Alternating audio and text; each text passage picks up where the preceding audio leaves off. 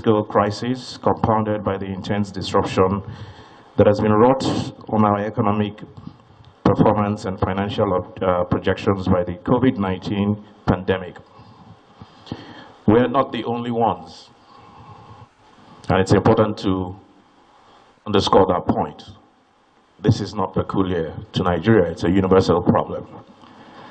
Nations all over the world, including those we rightly consider to be leading lights, are facing a moment of reckoning that is redefining the way government operates. Already, we have had to carry out severe cuts to the 2020 Appropriation Act, while at the same time borrowing more to fund urgent development needs and implement interventions to help the most vulnerable of our citizens get through these trying times with some dignity. All of us in the House of Representatives recognize that the challenges we now face will not abate in the medium term. Yet, we are committed to using the appropriation process as a tool for accomplishing our nation's most pressing developmental objectives. We have a responsibility to act with urgent determination to build the infrastructure of opportunity that is required to lift millions of our fellow citizens out of poverty. We recognize that we cannot accomplish these objectives using loans and outside finances alone.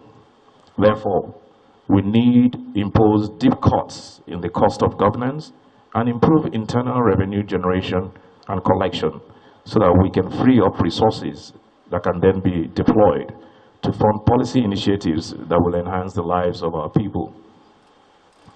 The revenue-generating agencies of the federal government of Nigeria have a vital role to play in this regard. There has thus far been a consistent failure to adhere to the revenue remittance agreements to which many of these agencies have committed. We have credible reports that these desperately needed funds have in many cases been diverted to finance unnecessary trivialities. At the same time, the government is left scrambling for alternative sources to fund priority projects. We cannot afford this dynamic, and we will not tolerate it anymore.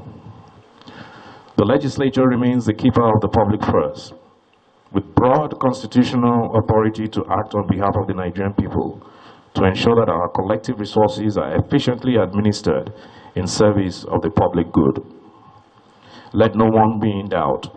The House of Representatives will not hesitate to act on our constitutional authority, to notwithstanding whatever objections may arise.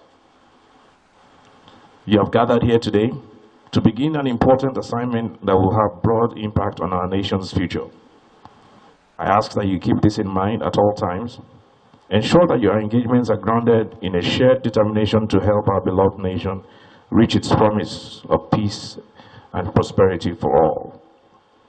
On that note, it is my singular honor and privilege to declare this hearing open, and I wish you fruitful deliberations, and rest assured that you have my support and that of the entire House of Representatives.